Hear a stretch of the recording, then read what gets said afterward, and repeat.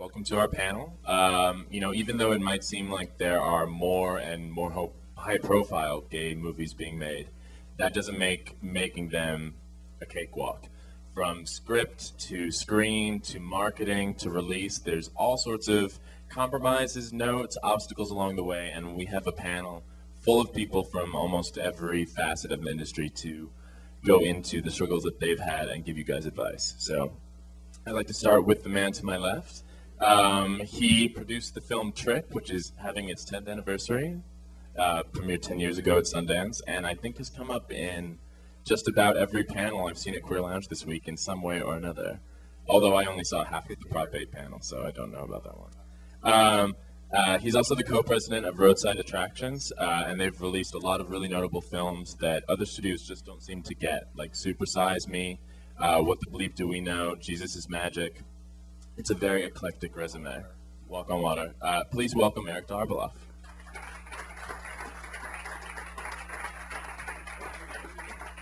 And even if the next person I'm introducing wasn't here today, we'd be talking about her films anyway. She's produced some of the most iconic, uncompromising queer films. All the Todd Haynes movies, Swoon, Boys Don't Cry, Velvet Goldmine, Hedwig. I could go on, but if she puts her imprimatur on a film, you know that it's not just going to be quality, but it's going to have a fierce advocate fighting for it. So please welcome Christine Vachon.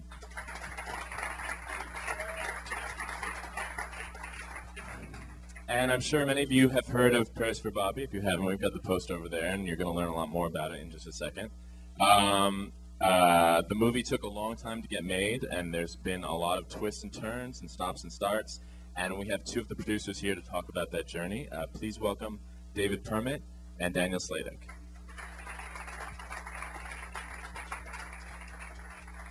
And finally, making a gay film is one thing, but promoting it is a whole other thing. And that's why we have our next panelist. He's seen both sides of the filmic coin. He produced Tarnation, and he's also the vice president of marketing at IFC. Please welcome Ryan Werner.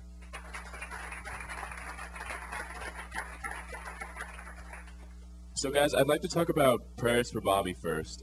It's about to come out in just a couple days, right, on Lifetime? Saturday. Maybe tell us a little bit about the story. And I know there were, because it is based on a real life story, but especially with the Bobby character, there were some, liberties and changes you had to take. You first, David. I don't remember last Thursday, let alone 12 years ago, so you start. Well, thanks for having us here. Prayers for Bobby, David Permit, myself, and our partner Chris Taff have spent the last 12 years pursuing getting this movie made. The book Prayers for Bobby was a landmark publication when it was first published back in about 1994, 1995 by Leroy Ahrens, who was the editor of the Oakland Tribune and previously was the national correspondent for the Washington Post. And our partner Chris Taff happened to walk into a different light bookstore in West Hollywood and found a copy of it on the new book release table, picked it up. It does happen, for those of you who write books, and just, it does happen. And he just picked it up, read it, and turned around and, threw it at me, basically, and said, we've got to get the rights to this book. And we jumped on a plane and went up to Northern California a year later because someone else had optioned the rights and sat on them. And we just stayed on a hot pursuit for that next year and ultimately got the phone call to come and introduce ourselves to Leroy and to Mary Griffith, who's portrayed by Sigourney Weaver in our film. And we flew up there and walked into Leroy's backyard to discover the entire Griffith family there waiting for us.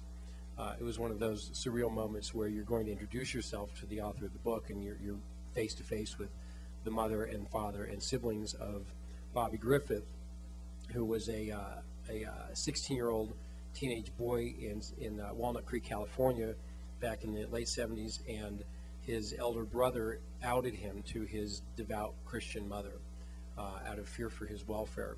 And Mary Griffith set out on a course over the following 4 years to heal him, save him, bringing in the doctors, the psychiatrists, the Christian healing experiment, everything imaginable, well-intentioned, but completely misdirected to the point that he committed suicide. And this is not a news story for our community. This is a continuum for our community. Mary turned around and did what we all wish our mothers would do. She became a tremendous vocal proponent of gay rights, went all the way to the United States Congress, fighting for the wealth and health and welfare of gay and lesbian teenagers.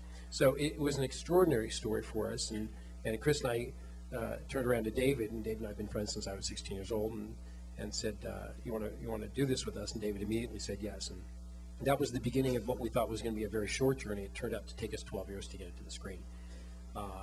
We initially set it up as a vehicle for Susan Sarandon.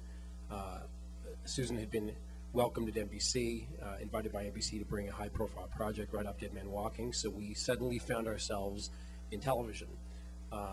And then, there's a history there. It was developed there. It was developed at Lifetime after that. They actually set up it as a project for Celia Ward at Lifetime. And then it was set up at Showtime as a vehicle for Christine Lahti. And then we, just this past year, set it up at Lifetime again with Sigourney to start. To answer your question as far as the differences between the book, the true story, as well depicted in the book, it's an extraordinary read, and our film, at the end of the day, you have to know your audience. You have to make a decision who you're trying to reach. And our intentions from day one we were going to make this film for all of our mothers to watch and all of our grandmothers to watch. Moms traditionally raise kids, and we really felt that we had to be very thoughtful and very definitive in making Bobby everybody's child, everybody's nephew, everybody's next door neighbor, and not really get too caught up in things that people do when they're spiraling out of control. And frankly, especially since we were in network television at that time and then cable television, at the end of the day, we had opportunities along the way to make a true independent film. And we stuck to our plan to keep this in television somehow, because we knew that if we did it right, that tens of millions of people would see this movie. And it's such an important story, especially today, the times that we live in, that we feel we know that we made the right decision, because we delivered Sigourney. The movie is extraordinarily good. We're very proud of it. And it's one of those films that it's safe viewing for everyone everywhere, and Lifetime really stepped up, and they're really behind it. And so we made decisions to not give anybody the reason or the opportunity to change channels, because that's a big difference between television and movies, is that you have 100 choices any second.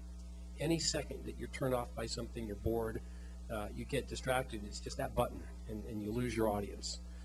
People don't stay as committed as they do when they rent a DVD or they go to the theater. They'll finish the film. In television, that's it, they're gone. So that was the core reason.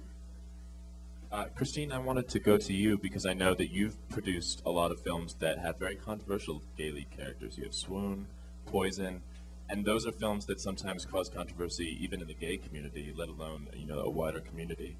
How do you deal with who the intended audience is when you're making something? Well, I think it's important. Poison and Swoon are a good 15 years old, and I hope that our community has matured a little bit, because Swoon was picketed by GLAAD.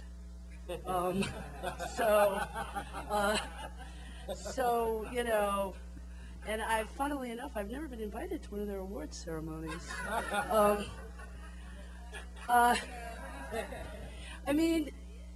It's way back then when Poison and Swoon came out, and when this, here, can I throw this on the floor or something so I can gesture? When Poison and Swoon came out, and they both premiered here at the Sundance Film Festival, there was a lot of discussion about positive gay imagery and what it meant and how important it was, and then a lot of debate about what made one gay image more positive than another.